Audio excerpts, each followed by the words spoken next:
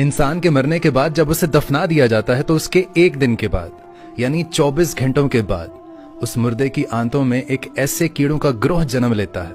ऐसे कीड़ों का गिरोह अमल में आता है जो उस मुर्दे के पखाने के रास्ते से बाहर निकलता है और साथ में नाकाबिले बर्दाश्त बदबू फैलाना शुरू कर देता है, जो कि दरअसल अपने हम पेशा कीड़ों के लिए एक इन्विटेशन होता है, एक सिग्नल के तौर पर काम करता है। और ये ऐलान होता है बिच्छू और तमाम कीड़े मकोड़े उस इंसान के जिस्म की तरफ हरकत करना शुरू कर देते हैं और उस इंसान का गोश्त खाना भी शुरू कर देते हैं। और आप ये जानकर हैरान हो जाएंगे कि इंसान की तदफीन के 3 दिन के बाद सबसे पहले इंसान की नाक की हालत खराब होना शुरू हो जाती है।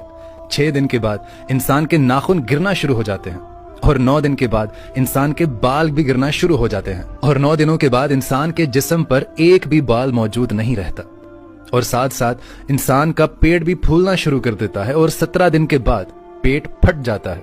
60 दिन के बाद मुर्दे के जिस्म से सारा गोश्त खत्म हो जाता है और इंसान के जिस्म पर एक भी बोटी, एक भी गोश्त का लोथड़ा मौजूद नहीं होता। और दोस्तों 90 दिन के बाद इंसान की हड्डियां भी एक दूसरे से जुदा होना शुरू हो जाती हैं और पूरा 1 साल लगता है। 1 साल के बाद वो तमाम की तमाम हड्डियां भी बोसीदा हो जाती हैं और बिलाखिर जिस इंसान को दफनाया गया था 1 साल के अंदर अंदर उस इंसान का वजूद खत्म हो जाता है। खत्म। अब मुझे यह बताएं कि अगर 1 साल में हमारा वजूद ही खत्म हो जाता है तो मेरे दोस्तों ये गरूर, ये तकब्बुर, ये हिर्स, ये लालच, ये घमंड, ये दुश्मनी, ये हसद, ये बुग़्ज़, ये जहां की इज्जत, वकार, नाम, पेशा किसके लिए? जिसके लिए हम सारी जिंदगी भागते रहते हैं। ना हलाल की तमीज की, ना हराम की तमीज की। हमने पैसा इकट्ठा कर लिया, शान शौकत बना ली, लेकिन आखिर में 1 साल भी नहीं लगा आपको सफाई हस्ती से मिटने में।